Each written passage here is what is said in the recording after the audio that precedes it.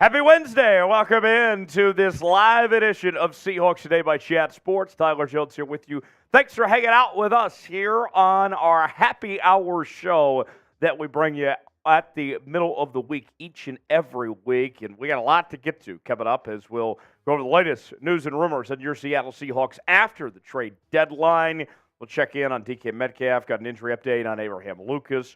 Also, we will examine some free agent targets for the Seahawks after the trade deadline. We'll preview Sunday's matchup between the Seahawks and the Ravens, and we'll do a live Q&A mailbag coming up later. Use hashtag Seahawks or Super Chat to get on the mailbag portion of the show.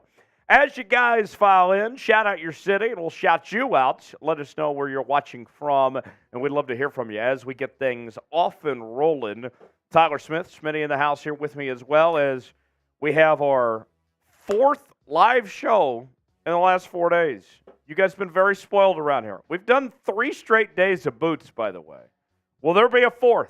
If we get to $200 in Super Chats today, then that would be a record on this channel. If we can go 4 days in a row with boots, we'll see what happens. But shout out your city as you guys file in. We'll shout you out as we get this show rolling. And I see Metcalf Prods 14 is already checking in. I got Mad Gaming Gentlemen in Sierra Vista, Arizona. Metcalf Prods in Rogers. I got Braxton in Amon, Idaho checking in. Where else you guys at? As Smitty joins me right now. Smitty, we've been all over it the last couple days, but we're not slowing down as we enter this second half of the season. And how you feeling middle of the week? Surviving the trade deadline, an eventful one for the Seahawks here. Absolutely. Absolutely an eventful one for Seattle. It's one of those trade deadlines where you didn't know if they were going to make another move. You know, they already made a big splash with Leonard Williams, and they ended up standing pat during all the madness yesterday. And I'm pretty grateful. I like this roster right now. I like the way we're looking 5-2, heading into one of the top dogs in the NFL and the Baltimore Ravens this weekend. Very excited. Yeah, we got Gio in Dallas, Eric in Yakima, Ryan in Vancouver. Suffering Saffris loves the channel, coming from Lake Charles. I got Mario in Box Elder, South Dakota. I got Apollo in Klamath Falls, Oregon. Tyson in Portland. Mark Jackman in Alabama. Got Scott in Twin Falls, Idaho. I love Twin Falls, Idaho. Very gorgeous area. Team SSD in Vancouver, Canada. Daniel in North Carolina, still a Seahawks fan. Clark Federal Way, back home from Germany. Jeff in Bellingham, Washington. So a popular question that has been circulating over the last couple of days with the Seahawks making the move for Leonard Williams, did they overpay? Hear me out on this for a second. You gave up a second and a fifth-round pick. The Giants do take on most of the contract, but comparably speaking to other trades that went down yesterday, Chase Young went to the Niners for a third-round pick. Montez Sweat went to the Bears for a second-round pick. But the big difference in those trades compared to the Seahawks trade with Leonard Williams, Smitty, is those guys are about to get some big long-term contracts with their new teams. Leonard Williams is expected to stay with the Seahawks and sign another deal, but not for a ton of money. At least the expectation is that way anyway. Absolutely. And it's also an odd situation, and people were talking about it yesterday, how the Commanders only got back a third-round compensatory pick from the Niners for Chase Young. Right. The Seahawks have a compensatory situation in their trade with Leonard Williams as well, I'm pretty sure. They will get a pick back if he doesn't re-sign. Right. So it doesn't seem as big of an overpay as some people are suggesting. And I think Leonard Williams' production's near the top of the league at the interior defensive line position. Right. So I don't think it was an overpay at all. Checking in on the chat, Scott, Christopher, Braxton, and Ryan say no. Apollo says no. Mikey Vlog says no. Jeff says no. Wrestle 1976 says no. Mr. Nudbley says no. Scott says maybe. So not a definite answer. I am okay with it. Even if it was an overpay, Smitty, I'd rather them be aggressive and make a move than do nothing at all and sit back idly by. With a big need there in the defensive line like they have. Absolutely. Big game this weekend. The Seahawks taking on the Baltimore Ravens. That game coming up from M&T Bank Stadium in Baltimore this weekend. The Seahawks about a touchdown underdog who wins and what's the final score going to be. I'll give my prediction coming up later on, but want to hear from you guys first. How will this game play out? Smitty, the Ravens are a very good football team. Lamar Jackson has looked really good this season. That defense is spectacular. The Seahawks are going to be really tested on both sides of the football, even special teams. You got the greatest kicker of all time and Justin Tucker on the other side. Absolutely. If the Ravens get across the 45-yard line, it's probably a done deal that the points are going up on the board there for Baltimore. For one of the more ferocious defenses, I would say probably the most ferocious defense that Seattle has played this season coming up this week. So they're certainly going to be tested. Geno Smith is going to be tested. He's going to have to pick up his play from the past couple weeks because the Seattle's going to need it. Baltimore can stop you in the air. Baltimore can stop you on the ground. So, both elements of Seattle's offense needs to be fine-tuned come Sunday to beat a very well-rounded Ravens team. Yeah, checking in on the chat. Braxton has the Seahawks 22-17. Christopher Ball says Seahawks 27-21. Suffering Safras says Seahawks 31-25. Ryan says 34-31 Seahawks. Jeff says 27-20 Seahawks. I got Apollo saying 28-24 Seahawks. Scott says pulling for the Hawks, but think the Ravens win 24-21. That's respectable. I mean, you got to give your hat off to the Ravens. They look like one of the premier Super Bowl contenders, probably an AFC Championship pick there in Baltimore so far this year. And we talked about the Seahawks being aggressive. Credit to the Ravens. Last year they ended their season in the wild card, and Eric DeCosta was aggressive in the moves that they made. Yep. The deal with Lamar, bringing in Zay Flowers, OBJ, and so far it's paid off pretty well for them. They look like was Roquan Smith last year's trade deadline? Last year's trade deadline extended a couple weeks after that. Yeah. But they kept Patrick Queen around, which a lot of people thought he was going to get traded. Yeah. So the Ravens have put the work in. They're seeing the fruits of their labor pay off.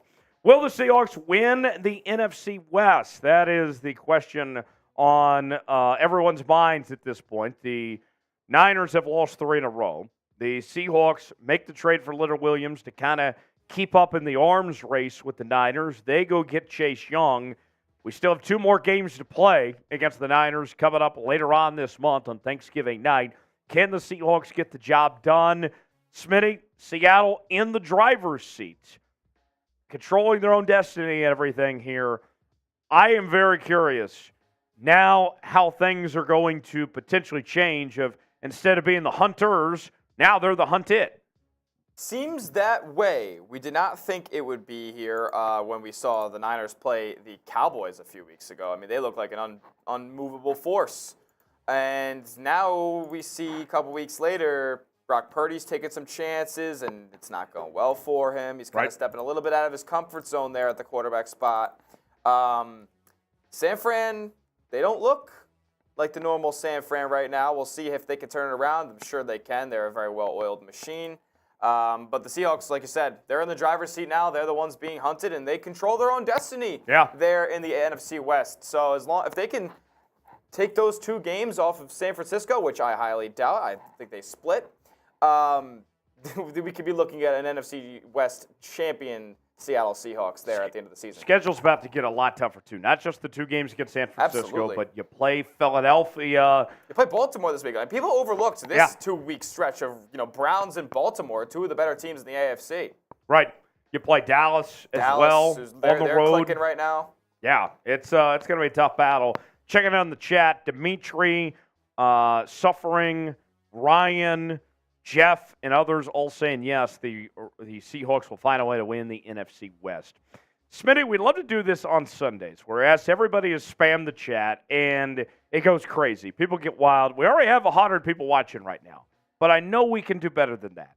So here's what I want to do. I want everybody to spam S in the chat. Yeah. Smitty's going to shout everybody in the chat that's spamming S out, and we're going to name our MVP for the day based on who types S the most, and that should help the chat rate out to get more people involved to watch our show here. So without further ado, everybody get that chat right now. I want to see as many S's as we can over this next minute. I'll put an S on the clock, and Smitty will get the shout-outs rolling. Let's give it a go. Here we go. 5, 4, 3, 2, 1, go. All right, we got Metcalf Prods, we got Mikey Max Vlogs, we got Richard Alexander, Suffering Sassafras, we got Braxton Fontes, Adrian Smith, Ms. Boots. How you doing, Ms. Boots? I'm sure you're looking beautiful today. Adriano DeSantos, Daniel Maxwell, Robert Sandoval, Eric Canoop. We got Braxton, we got Robert, we got Adriano, we got Richard Alexander, we got Donald. What up, Donald? Big L29, we got Console Commander, Mario Douglas, Christopher Ball. Keep it up, guys. Keep spamming those S's. I want to see who's spamming the most. Suffering Sassafras. Halfway home. Keep going. Richard Alexander's killing it. Ms. Boots is killing it. Adrian Smith. And I can see the chats. More people are entering the stream because you guys are spamming S. You guys are killing it. Trevor Keep going. Best, Keep going. Thomas B. Clark. Mikey Max Vlogs. Console Commander. Eric Canoop. You guys are killing it. Thomas B. 10 seconds. Finish strong. Ms. Boots. Daniel Maxwell. Console Commander. Richard Alexander. Daddy Azine. Let's go. Let's go. Keep it up. Keep it up. Keep it up. Keep it up. Let's go. Keep spamming S. If you love your Hawks, spam S. Get this chat going. Break the chat and get 1 million people in here. There we go. Nice work. Nice work, everybody. Smitty, who was the MVP there? Who got the most in? There were a couple people there at the top. I know Richard Alexander was cooking. I know Suffering Sassafras was cooking. I think I'm going to give it to Metcalf Prods. Metcalf Prods, you are the MVP of the chat so far. You're killing it, my man. Touchdowns all day. He rules. Good stuff there, everybody. I got over 115 people watching right now. 26 likes. We need to get to 40 to start today's show. It's up to you guys. I got Fireball in hand, too. I'll take a free shot when we get there as well. Let me get my shot glass out. There it is. I'll take a free shot when we get to 40 likes. I'm asking for less than half the audience to like today's show. I don't think that's asking too much at all. We just need 14 more, and then I'm taking this shot to get this thing started. Metcalf Prod says, love you, Tyler and Smitty. Love you, too, Metcalf Prod. Thanks for Appreciate you, my man. Showing some love there and being the early MVP of today's show. Oh, Suffering Sassafras said she got an ad mid-spam. Ooh. Shadow banned. Already got our first super chat of the day. We haven't even got to the menu yet. 8 likes away from starting the show, and then I'll take this shot. But we'll get to our first super chat from Taker610, and then we'll show you the said super chat menu for the day. And there's 40 likes, by the way. Cheers. Taker610 says, how are you guys on Geno this year? Swipe left or swipe right? All right. Swipe left or swipe right? I know that Smitty has spent time on Tinder at one point in time, so he would know about swiping left and right. I'll say this, and we're going to talk more in depth later. I won't spend a ton of time on this because I'm going to get in depth on this, but Smitty, feel free to chime in more in depth as much as you like here. I would say that I am not pleased at the moment, but it's not something he can't overcome. We've seen Geno play at a high level. We've seen him play consistent before. I still believe that Geno's going to turn a corner and get out of this said slump, if you want to call it right now. Hey, we'll throw this on the mailbag video later, as long as it's still in program in our on our software here. But right now, I would swipe right if we match. Maybe I won't text him for a little bit. Maybe I'll wait till he can figure something out, and then I'll shoot my shot with Geno. I love it. I love it. Here's the super chat menu today. First time super chatters, you're getting the Seahawks chant. If you've never heard it before, you will be amazed, folks. Every $5 super chat, play a little truth or dare on the show. You guys have seemed to like that the last couple days when we've been doing that. Every $10 super chat, we take a shot of Fireball. Every $20 super chat, we'll do a beer chug. I got my Coolers Light in hand ready to go. Every $100 gets you a spot in the Emerald Club. This thing is filling fast, too, by the way. We might have to get a new boot soon based on how well you guys are doing in filling this thing up. You become a Hall of Fame member here on Seahawks Today with a $100 super chat. We get to $200 as a whole, and then we will do a boot. We've done a boot 3 days in a row now. I am strong enough. I am man enough to do it for another day, but you guys got to get us there. $200 is the number. We're at $2 right now, so $198 away from doing said boot at the end of the show, potentially, if we get there. So that is what we're offering the 12s today. We'll see if you guys make it happen. Our mailbag segment, super chats get priority. We'll answer those first.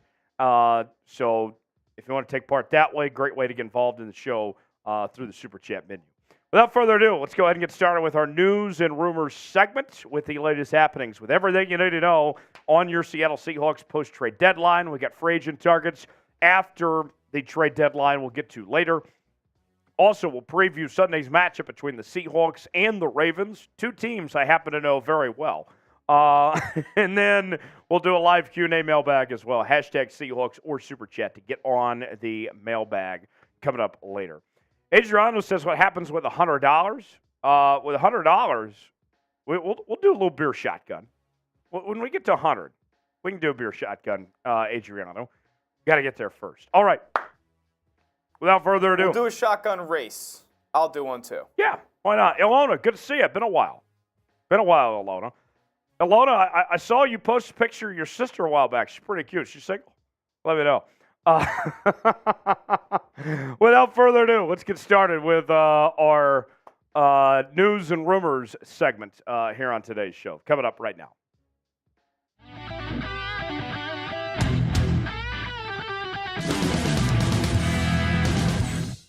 On this edition of Seahawks Today, we have the latest on DK Metcalf amid the trade buzz that did not happen. We'll explain.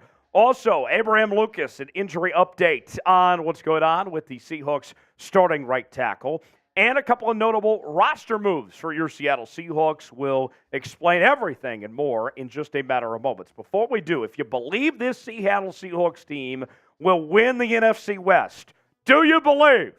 Like today's video. I need to see at least 500 likes. They're in first place. Like the video. For whatever reason, if you don't think the Seahawks are going to win the division, comment and tell me why, and we'll get started with today's show. He's still here, despite speculation. Wide receiver DK Metcalf was not traded on Tuesday's trade deadline, which, if you have a functioning brain, should not be a surprise. Although there were some delusional Seahawk fans over the last week or so that were throwing this out there, that there was a rift of sorts, that it was time to move on from DK. And here's the deal. Bottom line is this. This isn't Madden, folks.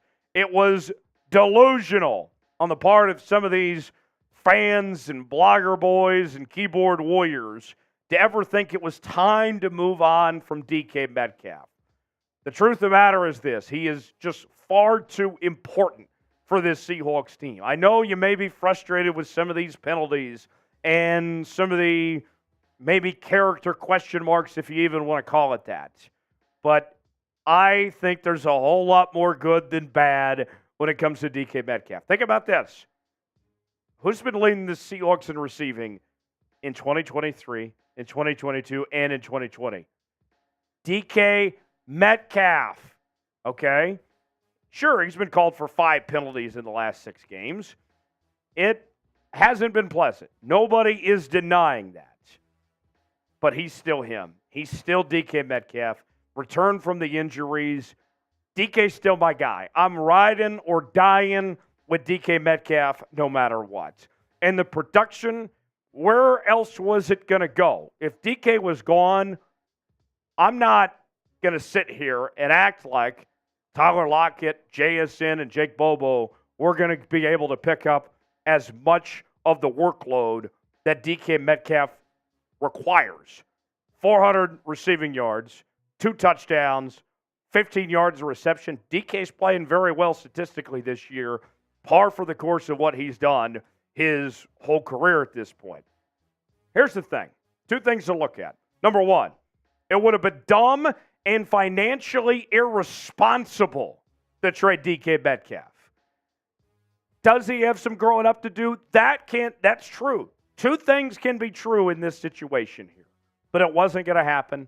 DK wasn't going anywhere. He shouldn't go anywhere. I don't care if he unfollowed the Seahawks on social media or anything like that, like some people are talking about. He's still our guy. We're riding or dying with DK, and I'm glad that he's going to be here for a long time. Should the Seahawks have traded DK Metcalf? What do you guys think? Our pinned comment today. N for no, HN for hell no. You know the correct answer here. Spam the HN for hell no, and we'll get to Abraham Lucas next. Abe Lucas, according to Seahawks head coach Pete Carroll, will not quite be ready to return to the Seahawks lineup this week against the Baltimore Ravens. There was a hope that he would make that return sometime in the last couple of weeks after his time on the IR/PUP list came to a close, but he's still just not there yet. He's been out since week 1 with that knee injury, still dealing with some discomfort. He received an injection in his knee in lieu of surgery. That's the route they decided to go.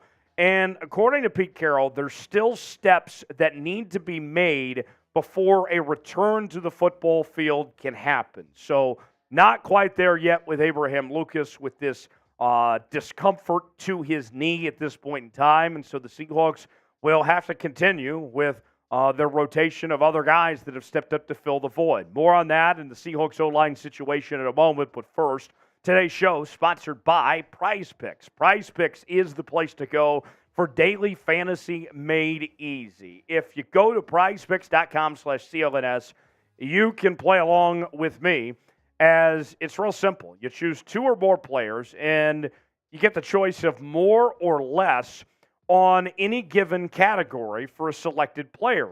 This week, I'm going with Dak to have less than 253.5 passing yards against the Philadelphia Eagles.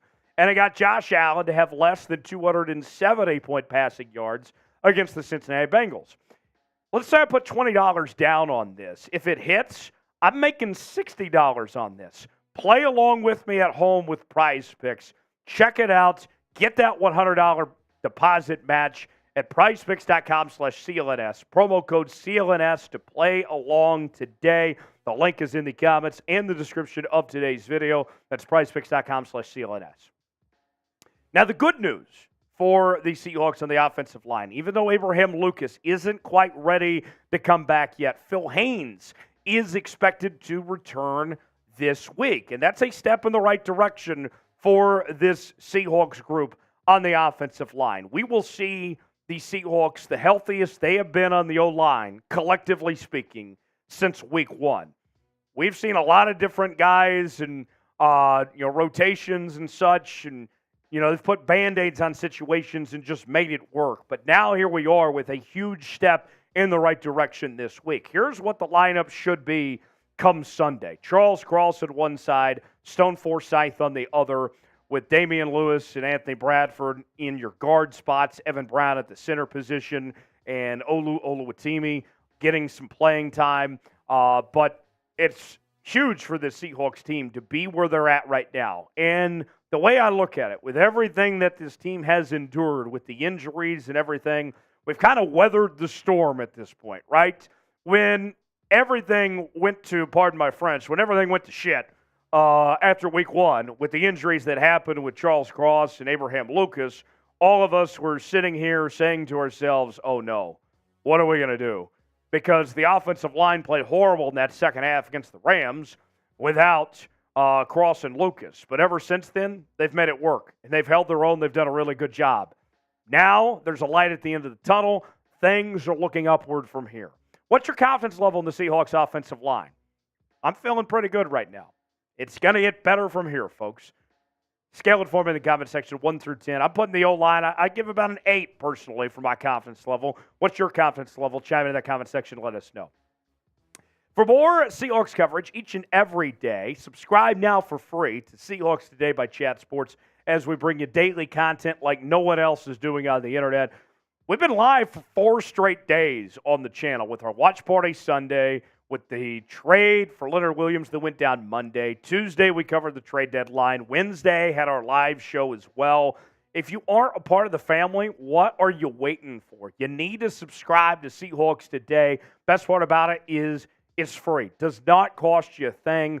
Don't miss out on the best Seahawks coverage each and every day on the channel. We're going to be live again this upcoming Sunday for the Seahawks matchup against the Ravens. We'll see you then. Subscribe now for free. You'll be glad you did. Couple notable roster updates for the Seahawks heading into this weekend's matchup with the Baltimore Ravens. Let's catch up to speed on everything that's gone down with Seattle. We begin with Cody Thompson as he was waived from the active roster, and we've seen him kind of bounce back and forth between the active roster and the practice squad. Not a big surprise there. Leonard Williams, officially, the trade is complete. Physicals are passed. He is on the active roster. He is good to go and is expected to play as early as this weekend for this Seahawks team. Jonathan Sutherland signed to the practice squad. He was a standout for much of training camp and in the preseason. The UDFA out of Penn State showed a lot of flashes.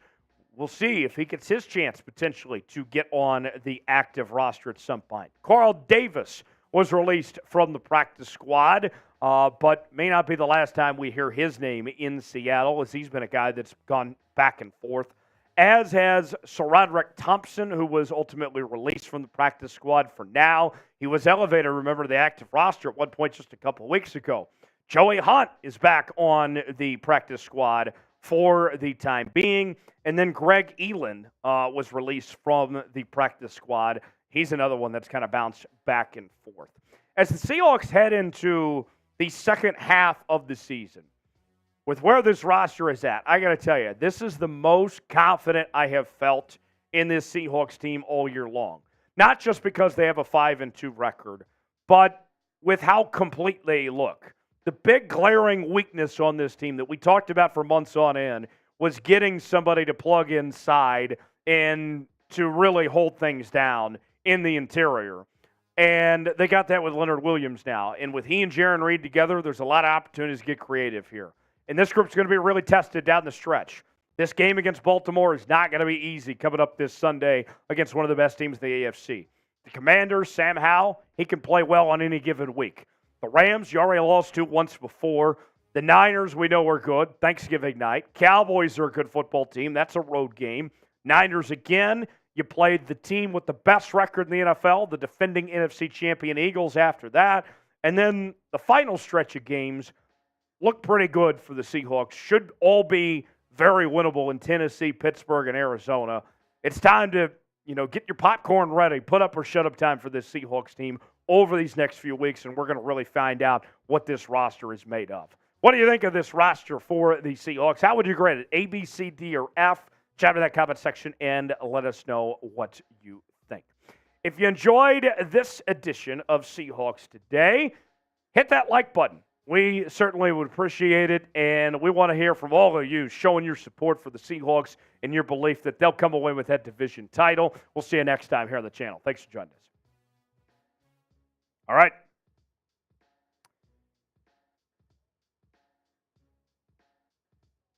All right, folks, how would you grade the Seahawks roster? A, B, C, D, or F?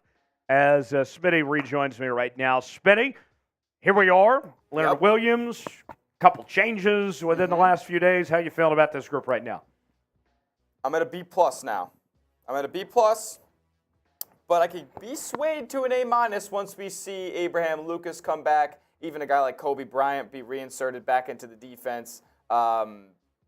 Full strength, this team, I'm an A-. And I think you can win a Super Bowl with an A- roster if the things fall your way. Yeah, I think that's fair. Check it on the chat. Metcalf Prod says B-. Suffering says B. Ms. Boots, your favorite, says B. Corey says B. Christopher says B. Friday 420 says B+. Metcalf Prod says B-. Adriano says A-. Donald says A. Christopher says B. Metcalf Prod says B. And then we got Wayne saying A-. Adriano says A-. I'm going to go B+ for now based on Geno's play. If Geno was playing to his full potential, this would be an A roster. But right now, you could make a case based on his recent play. Geno looks the weakest of anybody at the moment. I agree. Yeah, I mean, he's there. Like you said, this past weekend, the Seahawks are not winning because of Geno Smith. They're winning in spite of him, and that's ringing true. It's not always true when you throw that around, but Geno really has not played to the standard that we've seen him at in Seattle so far. Playing more like he did with the New York Jets. Yeah, ugh. Not ideal there. Let's get to our free agent targets segment. Let's do it. Reminder: you guys can super chat on the show as well, as we have that as an option for you. Super chats, $10 super chats today. We're taking shots. $5 super chats. We're playing a little truth or dare. And $20 Super Chats were due a beer chug. Somebody asked earlier, what would we do if we got to $100 in Super Chats? Me and Smitty will do a beer chug race if we get to 100. So that's what's on the menu today if you want to participate. $sign below the chat box. And for our mailbag segment, Super Chats get priority for those later on. So that'll be our final segment. Right now, though, free agent targets, I got 10 players the Seahawks could sign after the NFL trade deadline. We will break that down for you right now. I like this from Suffering real quick. He said, all my homies are Smitty fans. I appreciate you, Suffering. Let's go. All the homies, big-time Smitty fans. Appreciate you guys. The Smitty committee. Hey, I like that. That's never been thrown out there before. I like it. Hydraulics saying when we drink, we win. Absolutely. That's right. Friend. Hell yeah. Hell yeah. You get the right idea, Hydraulics. Virgil's saying you always beat me. In what? In chug races? He's gotten hot recently, but, like, come on. It's because he's doing a boot a day now. It's ridiculous. He has practice. Yesterday, I did a boot in 16 seconds. That's pretty impressive. I think like my first day here, I tried to make a name for myself, and I went 13.5, and then they told me the chugs did it in half that, and I was like, all right, well, maybe I'm not the guy. Maybe I'm not. All right. Let's get after it. Free agents. Who are the Seahawks not going to sign? Let's find out. That's the real answer there. That is the real answer. Ms. Boots showing Smitty some more love, too. Ms. Boots, you know I love you. Ms. Boots and Smitty, name a better duo right there. All right, let's get rolling. Suffering makes a good point, too, from Sunday. Smitty didn't puke for nothing. I think that might be the rallying cry for the rest of the season. Smitty didn't puke for nothing. When they win the Super Bowl, they'll have to be informed that I was a catalyst for their run. That's when the run began. All right, without further ado, free agent targets, 10 players the Seahawks can sign but probably won't right now here on Seahawks Today. Here we go. Welcome in this edition of Seahawks Today. We are talking free agent targets for the Seattle Seahawks with the NFL trade deadline in the books. Could Seattle still make another move or two? It was Frank Clark a few days ago. Leonard Williams via trade. Who could be next? I got 10 players that Seattle could consider coming up in just a moment. Are you ready for game day? If you hang out with us here on the channel for our watch parties, then you know that on game days, we spam S. That's the rallying cry for the 12s here on Seahawks Today. And with it being Ravens week at all, it's not too early to get the pep rally going. I want you to spam S as much as humanly possible. Get ready for game day, and we'll get started with this edition of Seahawks Today. Let's begin with the big picture as far as these free agent targets go. Let me preface everything I'm about to go through on today's segment here. The Seahawks don't necessarily need to add anyone, okay? Let's make that point. I'm more confident than I've ever been in this Seattle Seahawks roster right now with the moves they've made over the last few days. I'm feeling really good. They don't have to do anything. So with that said, what could they do if they decided to jump on the market here? We will dive into that right now in this edition of Seahawks Today.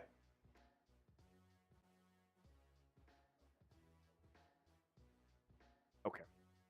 We'll have to pause that then. All right. Let's begin with Ndamukong Suh on the first list.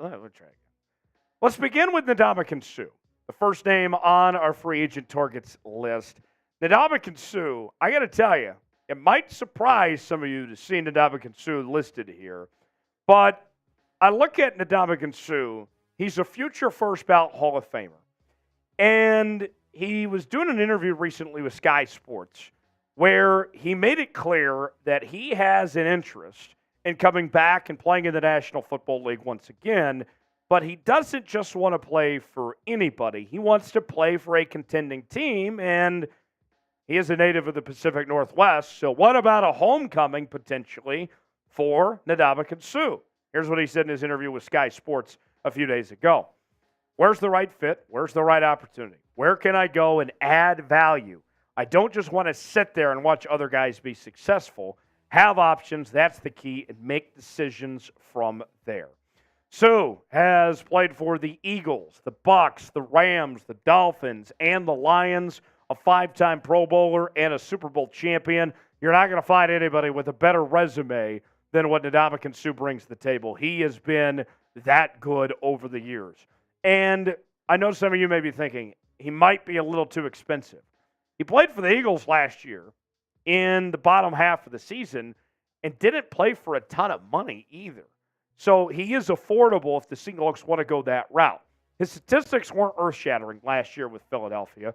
10 tackles, 1 sack. But you go back to 2021, and he had 27 tackles and 6 sacks and 7 tackles for loss. So still showed something relatively recently at a high level there. Meanwhile, next on our list, we find La'el Collins at the offensive tackle position. And La'el Collins, here's why we have him on this list. And I know what you may be thinking. Don't the Seahawks have a lot of young pieces on the offensive line and building for a good future? And the answer would be yes, they do. But I'm not sure how long it will be before Abraham Lucas comes back. Pete Carroll tells us, oh, he's close, he's making progress and all that, and yet we still haven't seen him return. Collins is too good to remain unemployed. This is somebody that's too talented to be just sitting there and doing nothing. If the Seahawks can bring him in, if Abraham Lucas can't make it back anytime soon, this would make a bad situation feel a lot better if he can give it a go. I would feel much more confident if La'el Collins is that potential option for the Seahawks. Excuse me. This cut is a mess. All right. Excuse me, folks. Oh, man, we're going through something today. Sorry, folks. Yes. Oh, it's all good. Sorry, folks. A little technical issue. Let me clear my throat. Sorry, folks. Got hit with a little cough in the middle of the segment, but you have to work through sometimes, you know. Excuse me, folks. Sorry about that. Well, let's see. Yeah, let's throw the Super Chat menu up. Well, I try to get my voice back for a moment. We'll restart in a second, folks. Lost my voice there. It's been a long few days. But, hey, we're all non. You know, live shows. Stuff happens, right? First-time Super Chatters. We'll give you the Seahawks chant.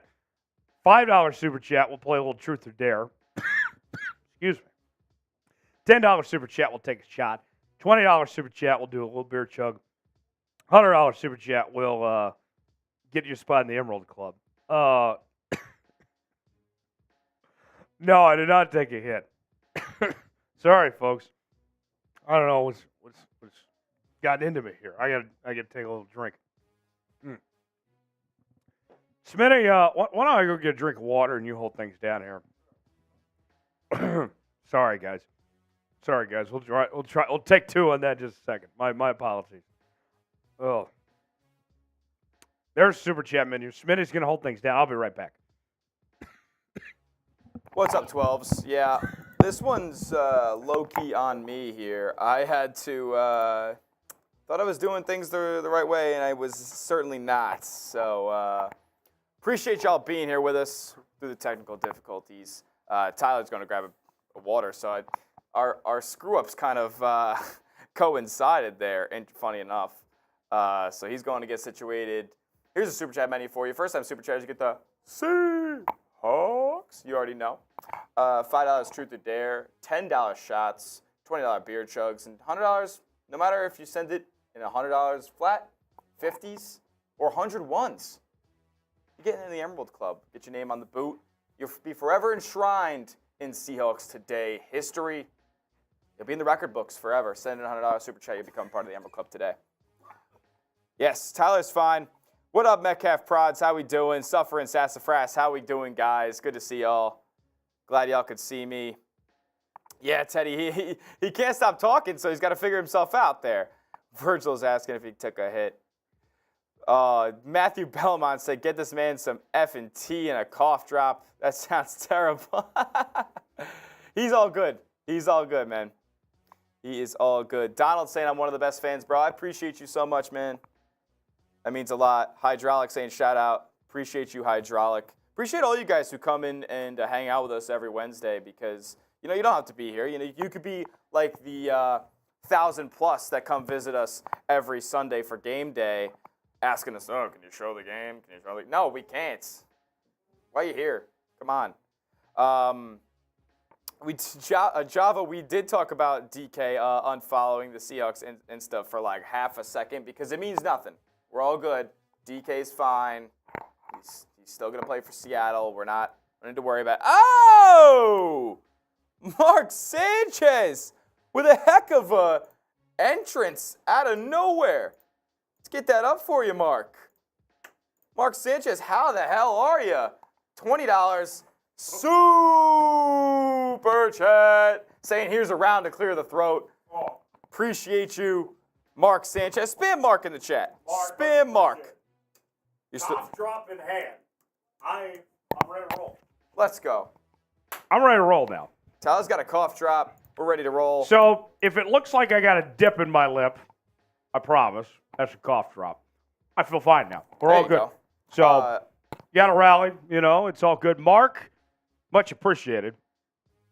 We'll take a couple shots, and everything will be good. Mark, thanks for the help there. Cough drop and a fireball. Who says no? All right. Yes.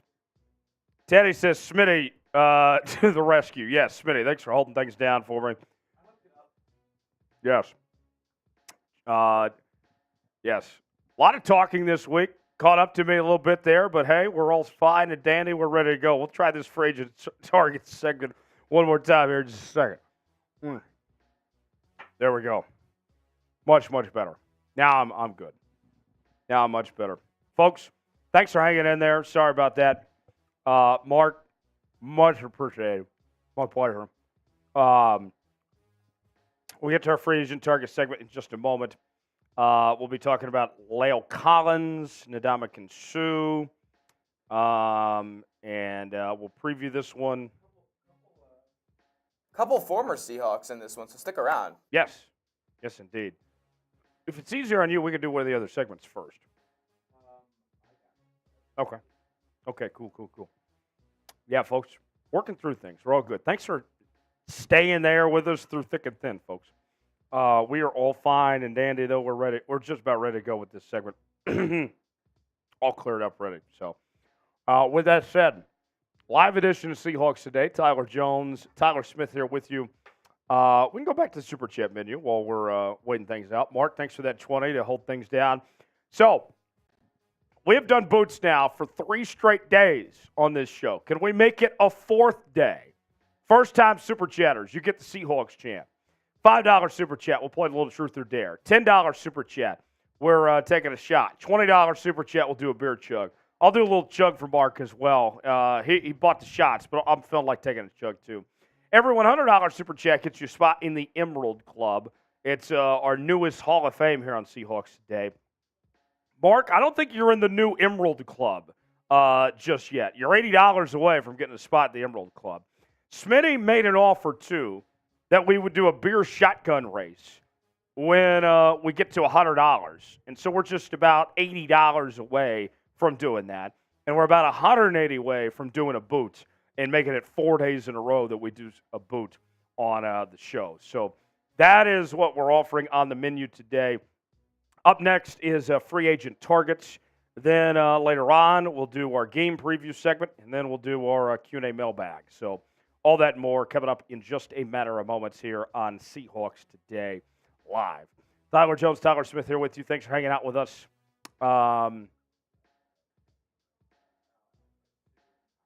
Okay, cool. All right, and then we'll be good to go. Chat, what do you guys think? How are we feeling about the Seahawks' chances this week against the Baltimore Ravens? The Ravens are a very good football team. The Ravens, Lamar's playing really well. The run game, even without J.K. Dobbins, they found ways to make that work. I really love that kid, Zay Flowers. Zay Flowers is a lot of fun to watch. Just an electric factory, what he brings to the table. I mean, they haven't even needed OBJ since they brought him in. I think the key matchups to watch are going to be slowing down Zay Flowers, slowing down Mark Andrews, If you can take one or both those guys away, then that's going to be a game changer for this Seahawks team if they can do that. So we'll see. The Seahawks are about a touchdown underdog this weekend for that game. So something to follow there. We'll see if the Seahawks can find a way to get the job done. For agent targets next, the full-on game preview. I'll give my prediction for Sunday's matchup, and we'll do our Q&A at the end of the show here. So stick around for that. That looks good. Oh, yes. Almost ready. And then we'll get started here, folks. Let's see. People are asking about the chances the Seahawks have to win this weekend. Let me look at ESPN FPI and see, because I'm seeing people throw out percentages out there. And so compared to ESPN FPI, Smitty, ESPN FPI is giving the Seahawks about a 30.2% chance to win this weekend. The disrespect. They're giving the Ravens 69.5% chance. So there is a little wiggle room for a tie, potentially, based on what There's always a chance. I'd rather lose than tie. Hot take. It does create some for weird scenarios at the end of the season, so I don't love tying either, and the Seahawks have done it before. Yeah, it's not fun. With that said, we're just almost ready for free agent targets. You got game time ready, too? Game time's ready, yeah. Okay, cool. I also got to do this one more time because I took the same ones for the Final Four. Hold on one second. Okay. Stand by, folks. We are good. We are good. We are just about ready. Sorry for the delay. I feel fine. Mr. Mike Hood, I am very fun to hang out with. I don't know what you're talking about. I am not too proper by any means. Let's see. 69. Suffering says nice. What is proper about me drinking Fireball on a Wednesday afternoon? I was going to say, you're day drinking in the middle of the week. At work. At work. Nonetheless. I don't know what proper about that. There's literally nothing proper about that. Mr. Mike could. I expected more out of you than that. Ilona had to go eat dinner. Ilona, you're on the East Coast. It's like afternoon. People still eating dinner already? It's like a senior citizen meal. But nonetheless, thanks for being here, everybody. All right, free agent targets we'll get to next. We're almost ready. Stay patient, folks. We'll get to that. I feel fine now. For those that were concerned, thanks for asking. All better now. Got a little cough drop. There's not a dip. I'm not putting chew in my mouth. I can promise you that much. Oh, here we go. First time super chatter. Oh, no way. This is the favorite of Smitty. Absolutely is. We'll get to that coming up in just a moment. Ms. Boots is already eating dinner on the East Coast. Yeah, it's dinner time on the East Coast, not dinner time on the West Coast. Let's see. Virgil says, I think the Ravens might be able to find a way to beat us in their stadium, but I still say we're the better team. Jordan, we'll throw your super chat on screen in just a second. But the message from Jordan is, F the Ravens, contain Lamar, and it's a W. That running back can't throw. Some shade at Lamar. That running back can't throw. Interesting. I mean, he is a running back. He is. So, with that said, it is an interesting matchup. Like, Lamar is hard to game plan for because to give him his respect, his dues, Smitty, I would argue Lamar's the most explosive player in the NFL. Oh, agreed. Wholeheartedly. So, yeah, that makes things tough, makes things difficult. The key, and I'm going to break this down more when we get to our game preview, is you have to keep him in the pocket. That's the difference for how you slow down Lamar and how you beat Lamar is keeping him in the pocket there. All right. So, we're ready. Let's throw that super chat on screen. Oh, yeah. I totally forgot. My bad. Throw that super chat, and then we'll race through everything else. All right. Looking like we got a first-time Super Chatter. This one's coming in from Jordan Martinez. Martinez for Jordan. C. Hawks. C. Hawks. C. Hawks, Let's go, Jordan. Spam Jordan in the chat. Spam Jordan. Appreciate it, Jordan. I'll take a shot for you. Spam Jordan in the chat. What do you think about his comment there that Lamar can't throw, that he's a running back? I don't know. See, I think if he's given proper receiving talent, which I think he's got, with Zay Flowers, Mark Andrews, even Nelson Aguilar is out there making plays for him. I think Lamar has come a long way as a thrower. And listen, there's some people who will never think he's a good thrower, and that's fine. Yeah. But I think he's come a long way. All right, let's get going. Free agent targets right now. We'll try this again. Second time, take two. I feel easy. fine. Graphics good. are fixed. We're all good. Everything's all good. All right, here we go. Let's hit it. 3, 2, and 1. On this edition of Seahawks Today, we will break down the latest free agent targets for your Seattle Seahawks of who they could potentially bring in with the trade deadline behind us. They already brought in Frank Clark a couple days ago. The trade we saw for Leonard Williams went down, and that certainly moved some mountains. Now, could they make another move? We got some players to watch in just one moment. Before we do, though, here on Seahawks Today, each and every Sunday, we're spamming S in the chat as our rallying cry for the 12s for your Seattle Seahawks. And with it being Ravens week, I want to get ready for Sunday. I want you to spam S in the chat right now. Get up, get loud, get ready to go. It's Seahawks football. Doesn't get any better than that. Spam S if you're ready for Sunday. Now, before I show you this list of free agent targets, I want to make this clear. The Seahawks don't necessarily have to add anyone. I'm more confident than I've ever been in this Seahawks team, in the roster, in the pieces that are already there. The vibes are immaculate. They are very good for where this Seahawks team stands right now. With that said, though, if you're John Schneider and Pete Carroll, you do have to look around and do your due diligence to see where you could potentially improve that roster. With that said, let's get started with these free agent targets. We begin with Lyle Collins. Lyle Collins at the offensive tackle spot. This is a guy that has had a very good career, and the reason why I bring him up before anyone else is we've been told that Abraham Lucas should be returning, that he should be back very soon. But we've been told that for how long now? And we're still waiting, right? Today, Junior, I'm not sure how long it's going to take before Abraham Lucas makes his return or not. And a guy like Collins has got such a great track record, and he's been so good over the years. He's somebody that should not stay unemployed too long. If the Seahawks don't sign him, someone else will. Played for the Bengals and the Cowboys.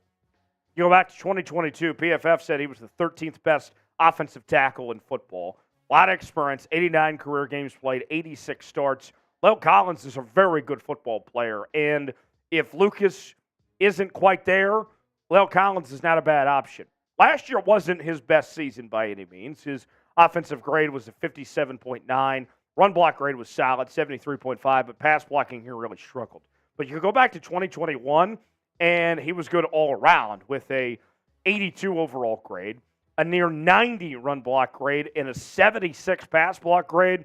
Lyle Collins is the real deal. So I would love to see Lyle Collins in Seattle if Abraham Lucas is going to take a minute for his return. What do you think? Our pinned comment today, should the Seahawks sign Lyle Collins or not? Y for yes, in for no. Should they both start the old line with Collins? Chime in, tell me what you think. Next up, we find Ndamukong Suh, a name that is very familiar to fans across the Pacific Northwest, as he is a native of the PNW. Suh is a future first ballot Hall of Famer. He has been fantastic throughout his career, and he kind of has made this transition to the television side, doing some analyst work in the UK for Sky Sports.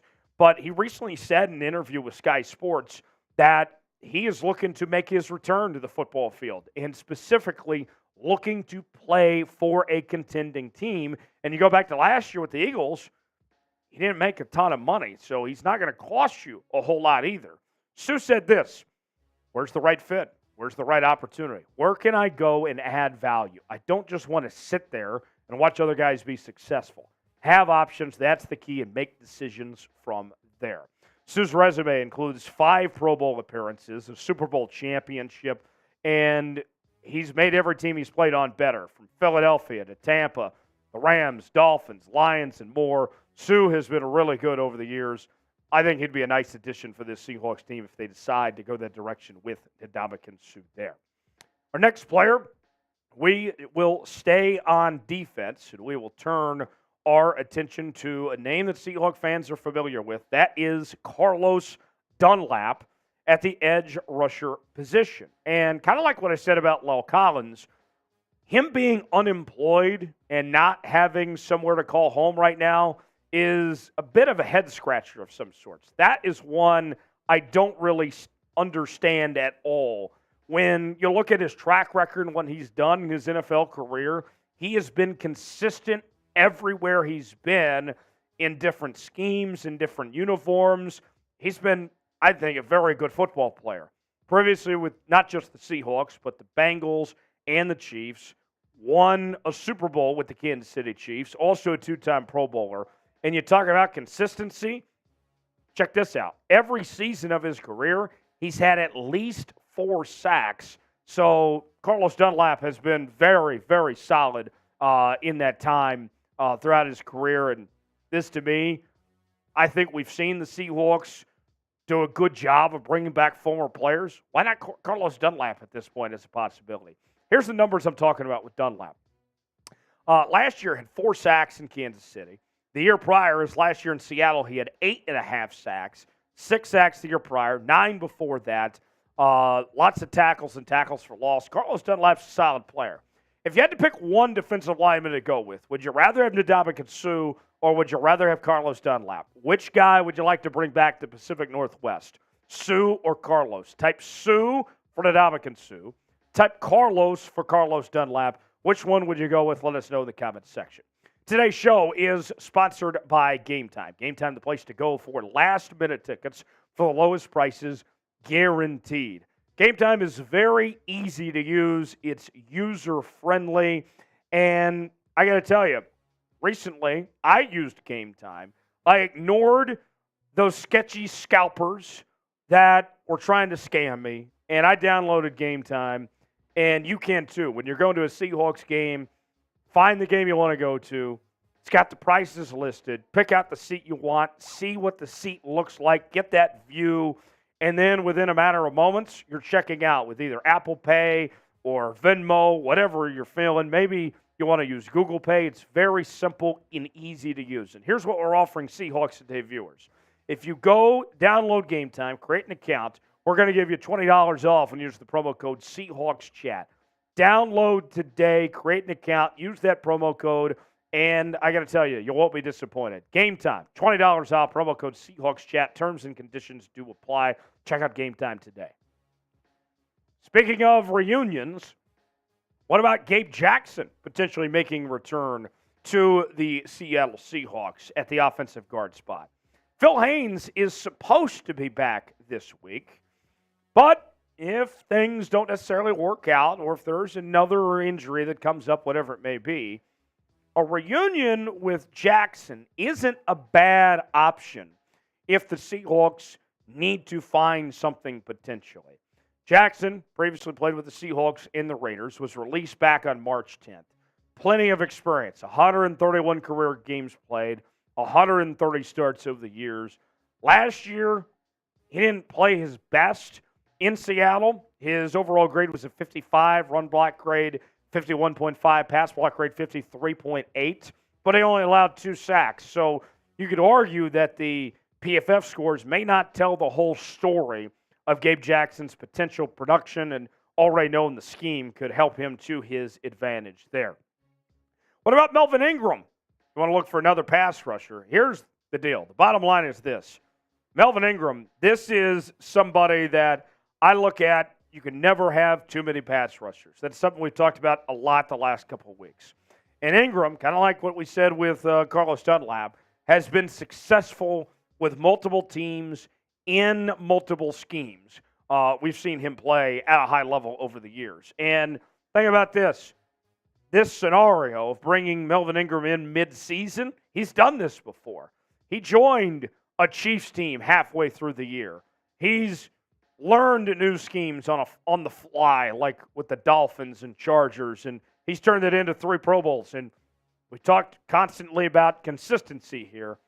3-time Pro Bowler with 6 career seasons with 6 sacks or more. Melvin Ingram's been able to bring that to the table. Got more names to get to in just a second, but first, want to hear from you guys, and I want you to chime in that comment section and tell me this. Who's a free agent the Seahawks should sign? We've given you a few. Now it's your chance to be the GM here on Seahawks Today. Weigh in, drop me a name or two you'd like to see sign with the Seattle Seahawks. Next on our list is Desmond King.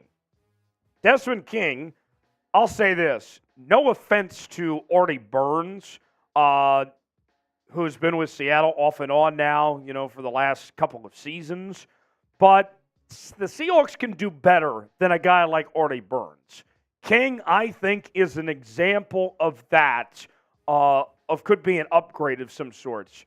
Previously played with the Chargers, the Titans, the Texans, and the Steelers.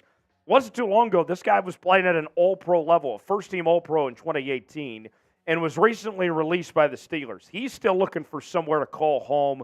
You have to imagine somebody's going to be calling his name soon. Last year, he had a really good year. He had 2 interceptions, 10 tackles for loss, so he's effective as a blitzer as well. The year prior to that, he had 3 interceptions. It was a weird situation for the Steelers there. I think somebody's going to find Desmond King, and if the Seahawks don't get him, somebody else will, essentially. More names to get to in a second, but first, if the Seahawks do make a move, we're going to talk about here on the channel. We went live right after the Seahawks signed Frank Clark. We went live after the Leonard Williams trade, and you better believe one of these names right here, if they join the Seahawks, we'll throw a big palooza. We'll go crazy. You won't want to miss it. For the latest happenings in your Seattle Seahawks, subscribe now for free for daily news and rumors, live shows, mailbags, watch parties, and more. Doesn't cost you a thing. Subscribe now for free. You'll be glad you did. A few more names to get to, a little rapid fire here. Probably the best safety on the market right now, Landon Collins. He's had a good career, a lot of good experience over the years. Eric Fisher at the offensive tackle spot. Didn't see him play at all last year, but he has won a Super Bowl with the Chiefs. There's been some questions about his knees holding up, but he does have experience playing left and right tackle.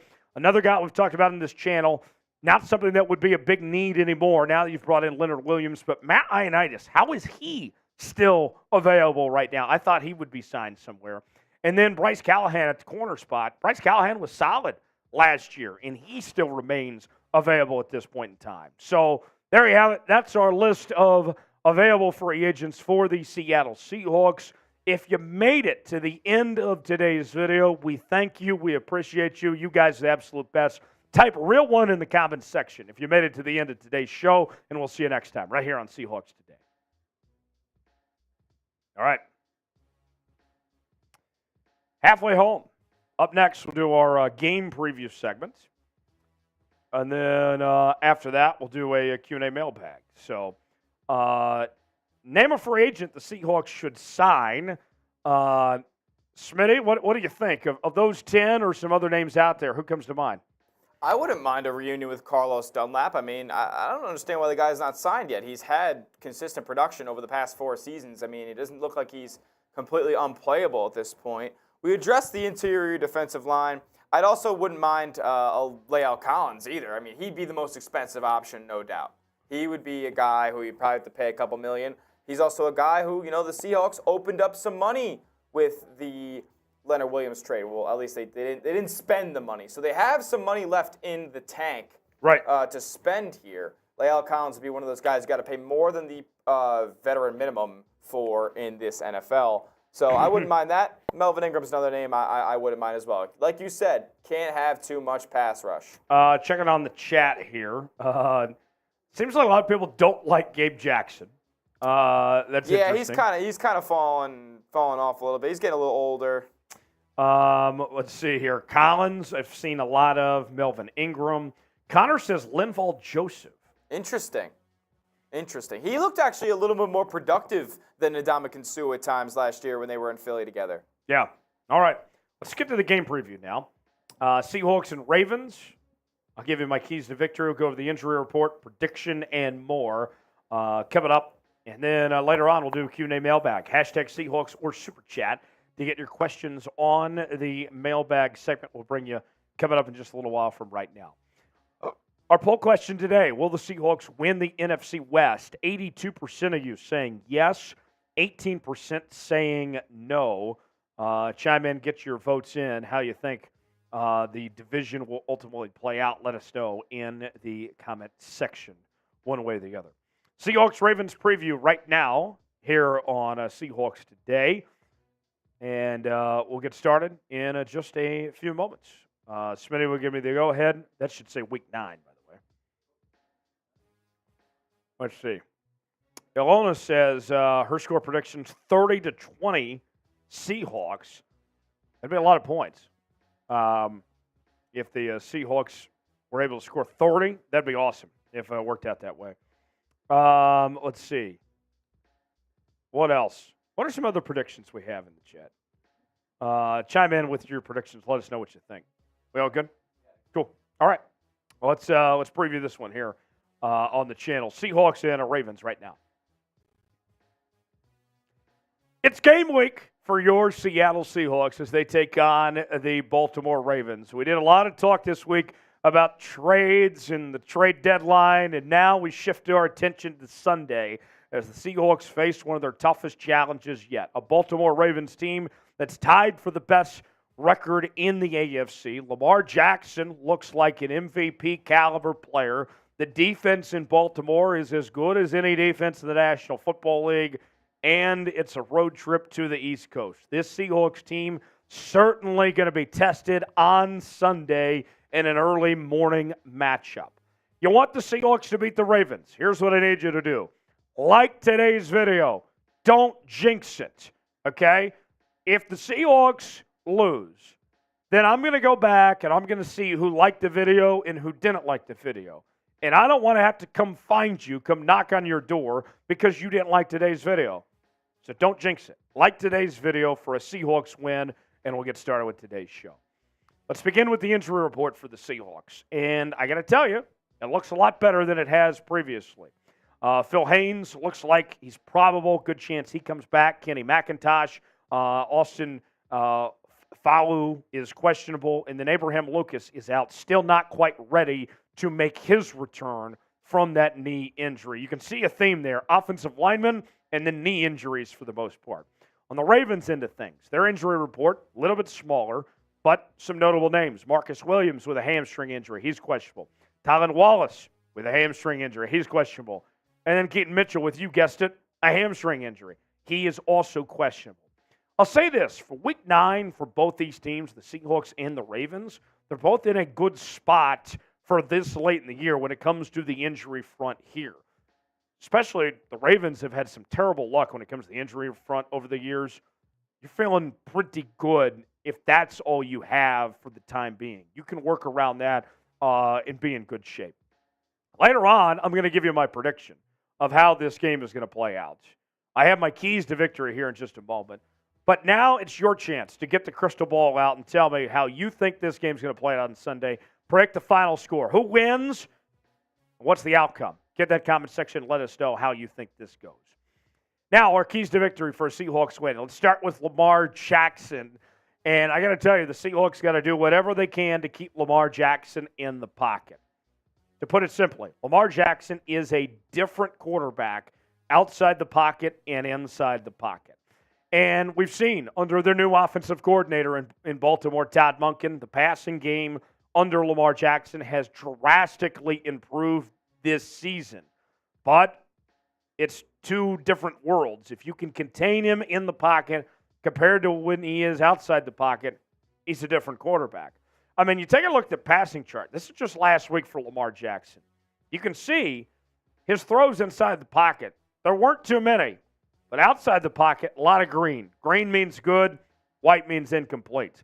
And there wasn't a whole lot of white on the outside as Lamar was really able to maximize and look good when he was on that outside. And that was where he was at his strengths. So far this season, Lamar Jackson has thrown for 17 touchdowns, close to 2,300 yards. He has been really good this year. And to me, that's the key is don't let him get out in space and scramble for extra yardage or throw on the run and all that. If the Seahawks can contain Lamar Jackson and keep him in place, that'll go a long way for this Seahawks team.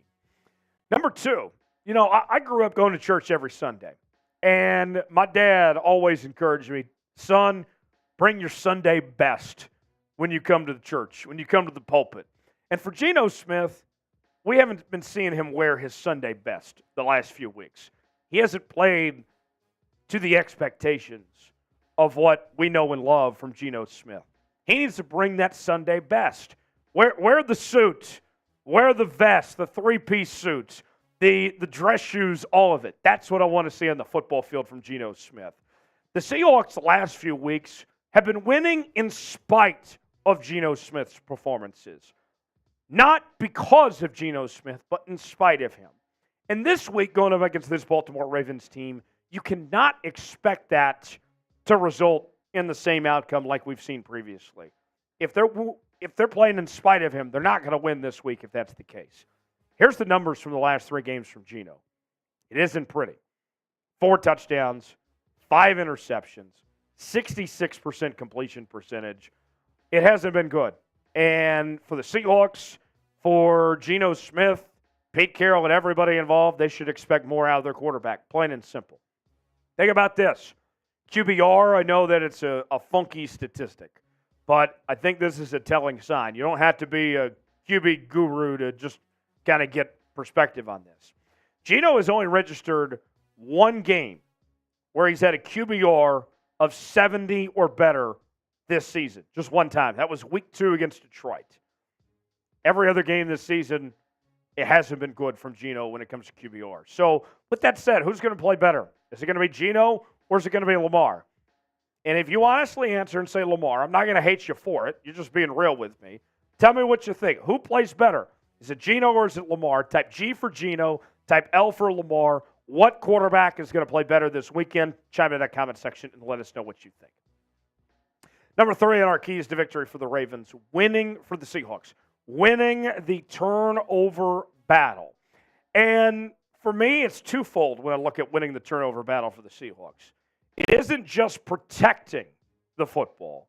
It's also creating turnovers and getting that extra possession or 2 out of the Baltimore Ravens team. Because think about this, on Baltimore's end of things, when they've lost, it's when they've had turnover issues. We saw there was a stretch where Lamar had a big problem of taking care of the football, where he was fumbling left and right for weeks on end. And in their 2 losses this season, they've lost the turnover margin -2 in both losses against Indy and in Pittsburgh. So statistically, if you win the turnover margin against Baltimore, you win. Simple as that. Now, think about this as we flip to the other side of things.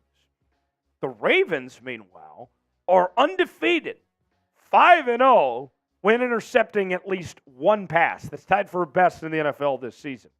So what that bull stat tells me here is that Geno's got to bring that Sunday best, right? No turnovers, no interceptions. 1 interception from Geno, you lose this game, is what the stats tell me. Bring the Sunday best, Geno. No turnovers. Meanwhile, create the turnovers on the other side. Win that turnover battle. Today's show is sponsored by BetUS, the exclusive sportsbook partner of Chat Sports. If you go to chatsports.com/bet, enter the promo code Seahawks125, you will get a 125% deposit bonus. Put $100 down, you get $125 to spend for free. The Seahawks are an underdog this weekend, 6 points to be exact. The over-under is set at 43. You can get your bets in now at chatsports.com/bet. Promo code Seahawks125 if you want to play along today and bet on Seahawks football all season long. Chatsports.com/bet. Promo code Seahawks125. Number 4 on our keys to victory is red zone offense. And, I got to say, this has been an issue of sorts for the Seahawks when it comes to red zone offense, finishing drives and, leaving points on the board. And when the Seahawks have lost games this year, they typically aren't capitalizing on the red zone like they should. And now they face a tough test of one of the best defenses in football, who is arguably the best red zone defense in the league. I tell you guys all the time, you got to stay out of the friend zone, get into the end zone, right? Here's the statistics on the Seahawks to put this into perspective. The Seahawks have converted just 50% of their red zone drives into touchdowns this season. Half of them. That's 19th best in the NFL. That's in the bottom half of the league. The number was worse a couple of weeks ago. It's gone up a bit, but it still ain't good. For me, it's real simple. It's back in the ball to Kenneth Walker. And Smitty and I, a couple days ago, we had somebody in the chat asking, why are the Seahawks not running north-south down in the red zone and running east-west? And I said, well, it comes down to the offensive line. They get a little too cute sometimes, whatever it may be. I mean, run north-south, get it to Kenneth Walker, and go at teams. Your best weapon in the red zone is your star running back, Kenneth Walker. Run the ball, pound the rock with Kenneth Walker, and capitalize in the end zone that way. Currently, he's tied for 7th in the league in rushing yards, tied for 4th in rushing touchdowns. And last week, I know the Seahawks won last week. I'm not complaining about a win, don't get me wrong. But Kenneth Walker only carried the ball 8 times. That should never happen. There should be no world where Kenneth Walker only has 8 carries. Now, Zach Charbonnet looked really good last week, and he got a decent amount of carries. But that just shouldn't happen. You need Kenneth Walker to play a bigger role in your offense as far as I'm concerned. I mentioned Kenneth Walker. What do you guys think? Name a player that needs to step up this week for Seattle. Chime in that comment section. Let us know who that is in the comment section below. Subscribe now for daily Seattle Seahawks news and rumors, as this week we are going to be live again for our watch parties we've been doing all season long. I know it's been a crazy week on the channel with the trade deadline, but you better believe we're going to have a hell of a time this weekend for our Seahawks-Ravens watch party. Our coverage will begin bright and early, 9 a.m. Pacific time with our pregame show, and then we'll count you down to kickoff, and we'll have a few drinks on hand. We'll party and hopefully celebrate a Seahawks win right here on Seahawks Today. We'll see you then, 9 a.m. this Sunday, right here on Seahawks Today. Last but not least on the keys to victory is taking away Zay Flowers.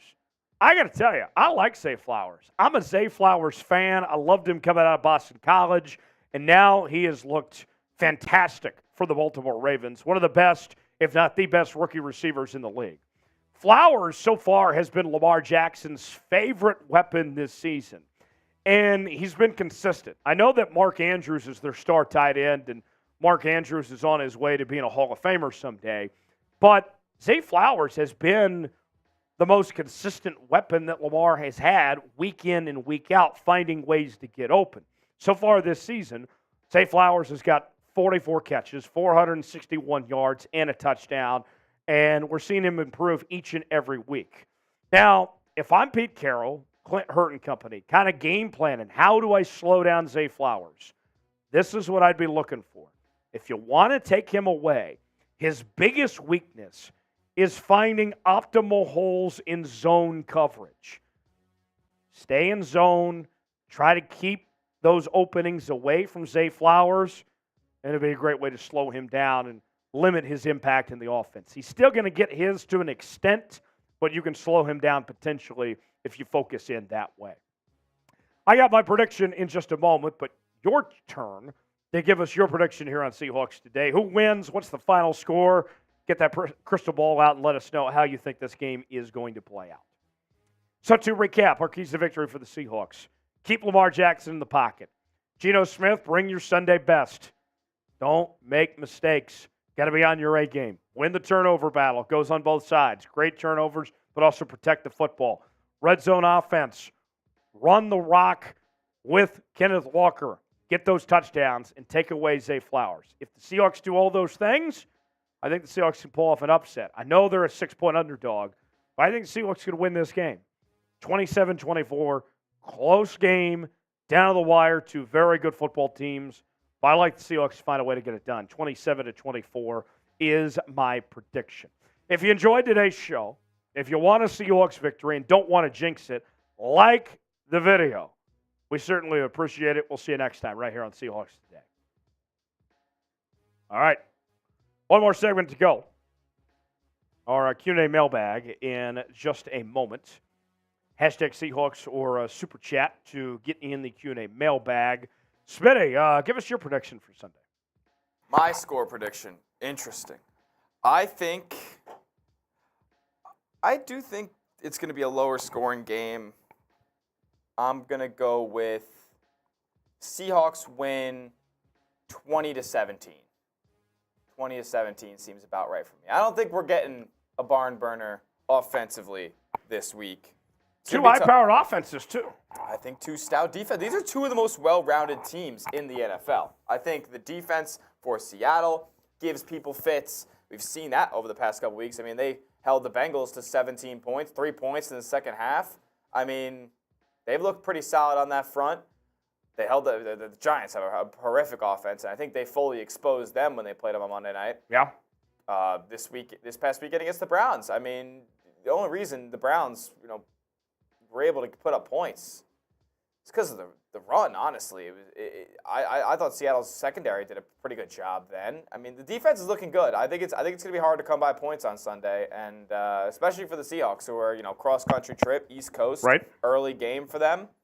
They don't always do their best. That goes for all West Coast teams traveling all the way from coast to coast. So it'll be interesting to see what Seahawks we get. You never know what you're going to get with the Seattle Seahawks, so we'll find out on Sunday. A little breaking college basketball news.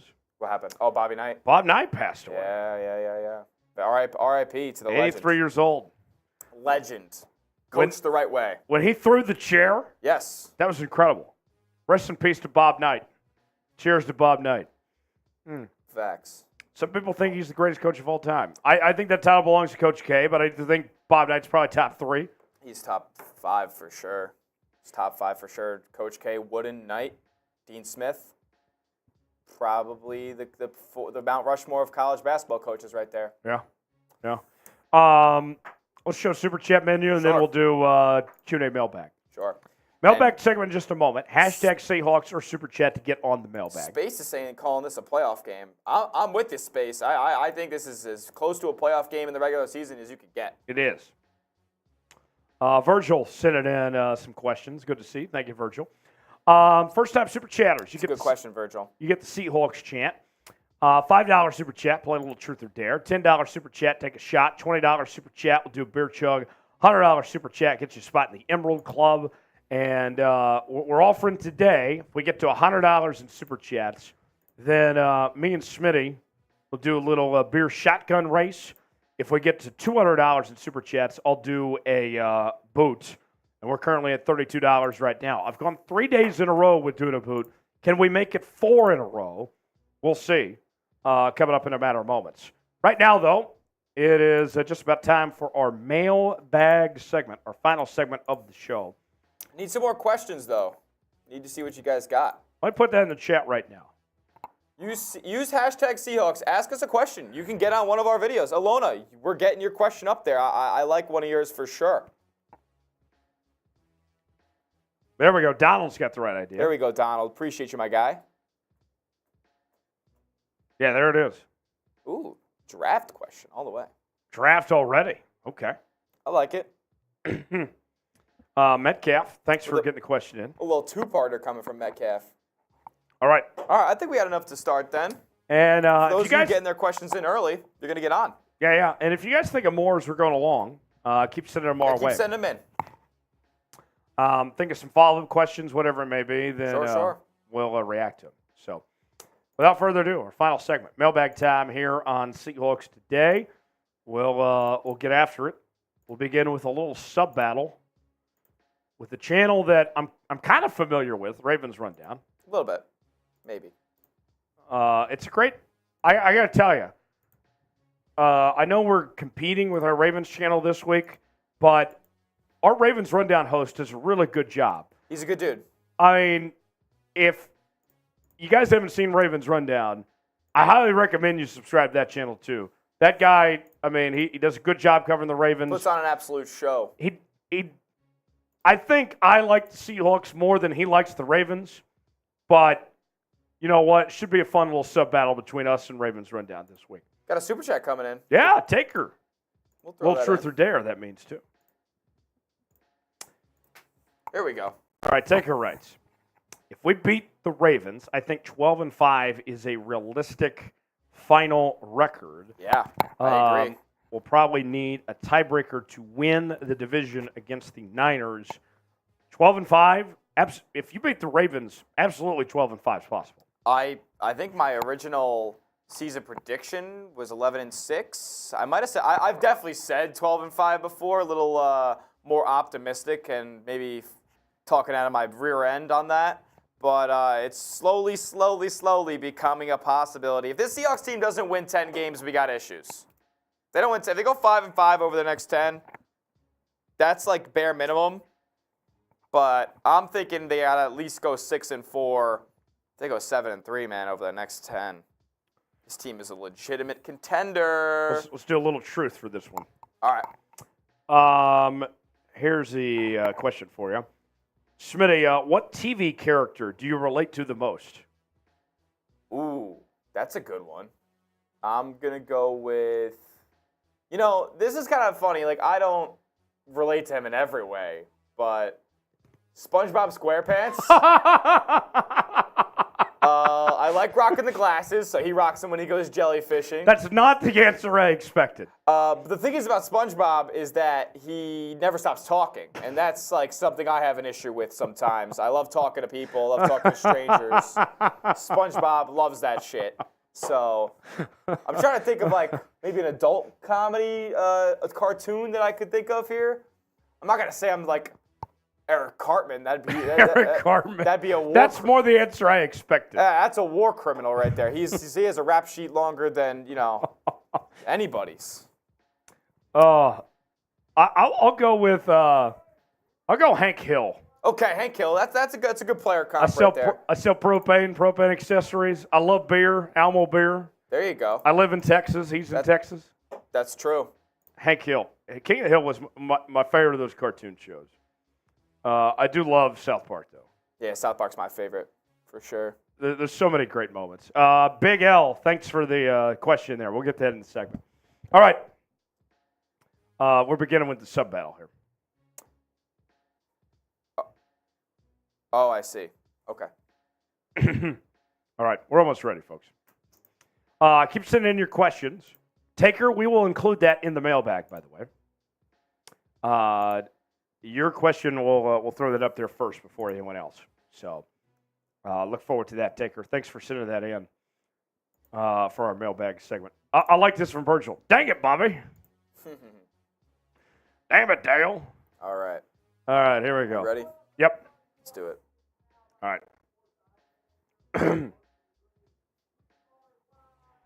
This week, we are in a sub-battle with our Ravens channel, Ravens Rundown. And I got to tell you, that host at Ravens Rundown, he does a really good job, and I really want to stick it to him and all his members of the Ravens flock. I really want to show him who's boss.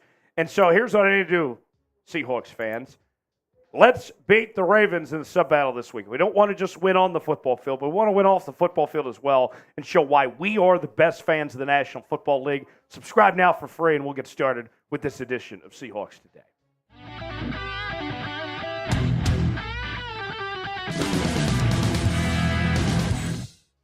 You have questions, I have answers. You're in good luck as we will get started with this mailbag edition of Seahawks Today. And without further ado, let's see what you guys have to say with our first mailbag after the trade deadline. Our first question, a $2 super chat from Taker610. Bang! How are you guys on Geno this year? Swipe left or swipe right? As somebody that has frequented the Tinder app over the years, and I've done my fair share of swipes left and swipe rights, I would know about swiping. And I got to tell you, Geno right now has not played that great, if we're going to be frank. And as I said on the channel earlier this week, the Seahawks have won games in spite of Geno, not because of Geno Smith.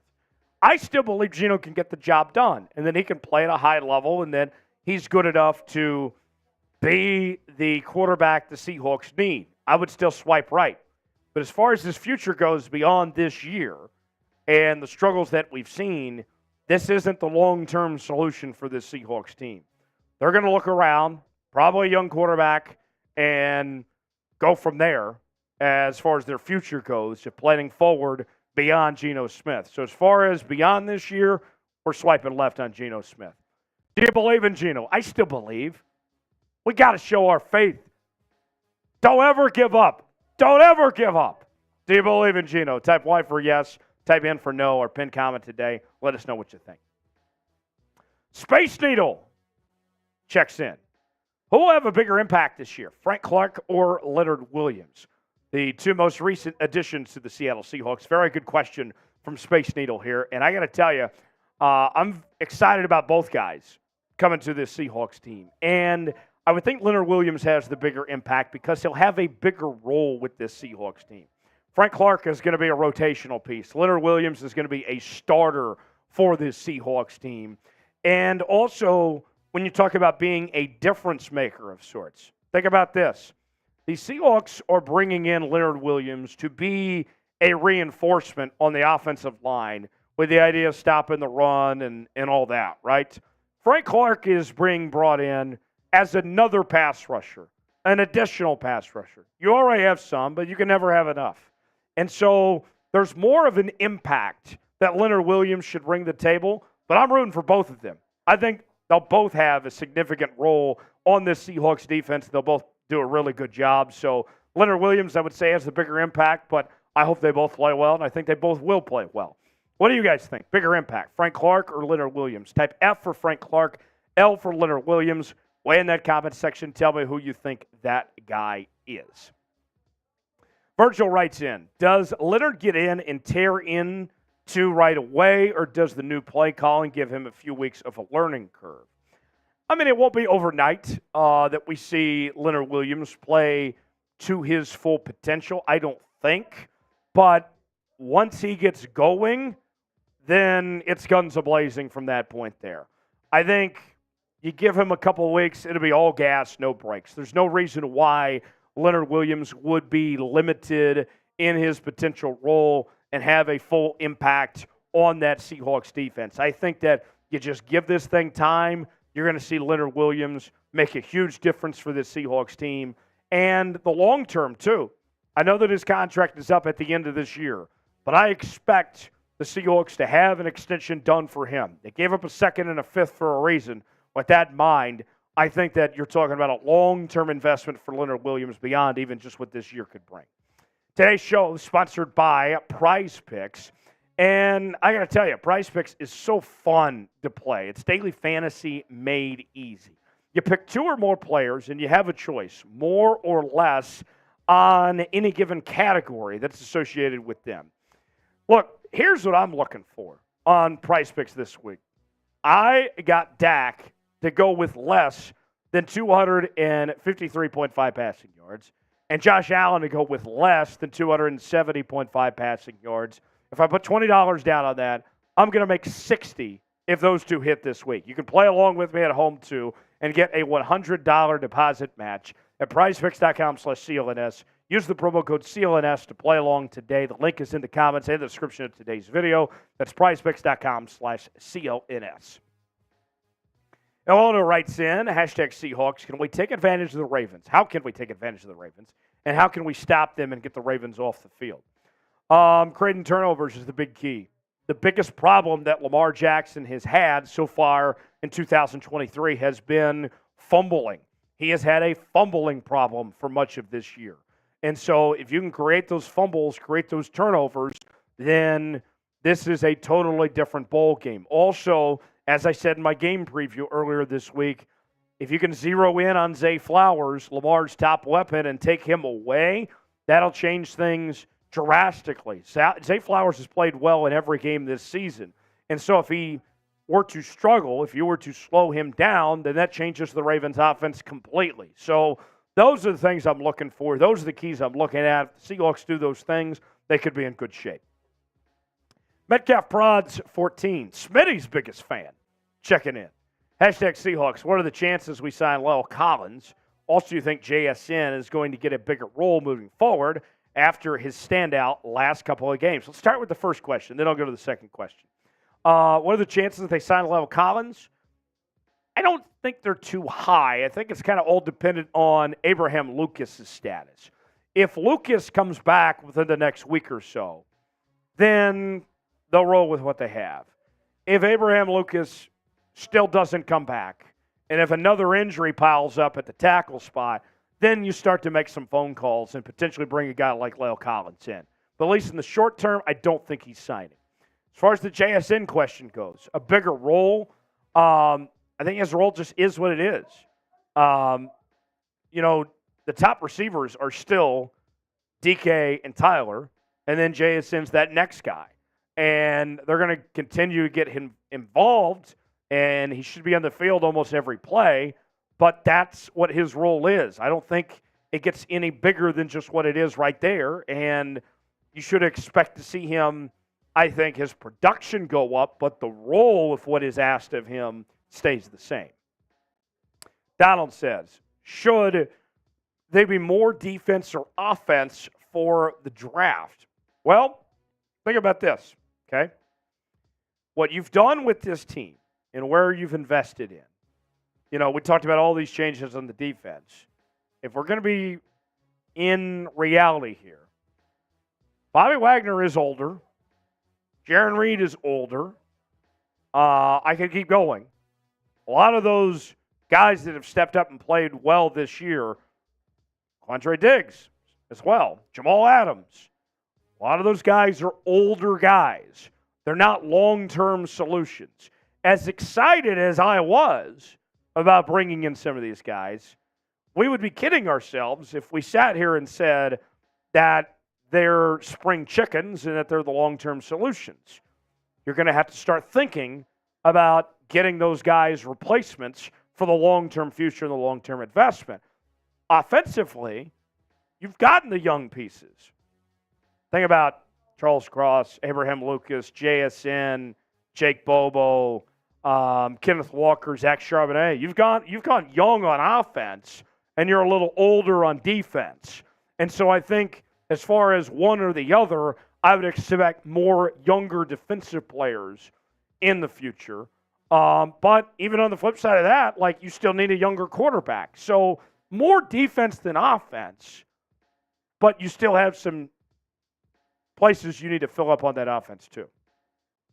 Big L 29 says, I know it's only halfway through the season, but after this season, are we going into the draft? What are the chances we draft Penix Jr.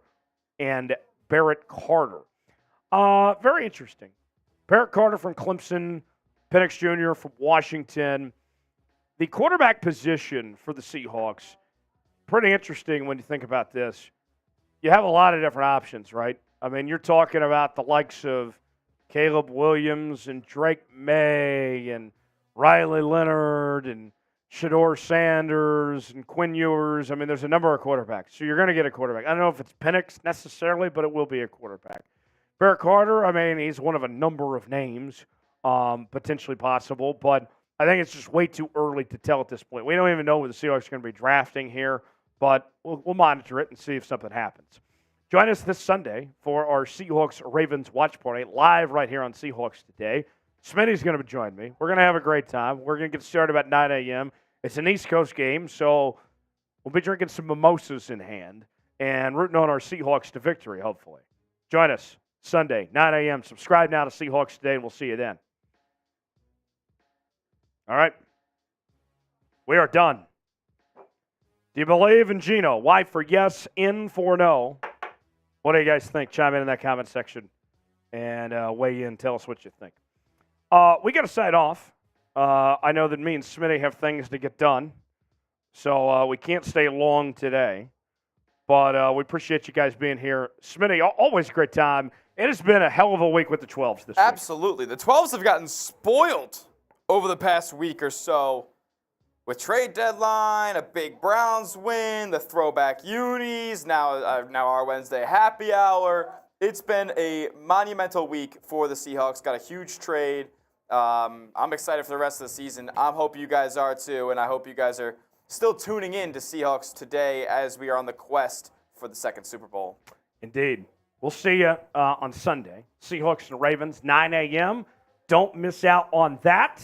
Subscribe to the channel if you haven't already. For Tyler Smith, I'm Tyler Jones. Have a great rest of your night, and we'll see you right on the other side, right here on Seahawks Today. So long, everybody.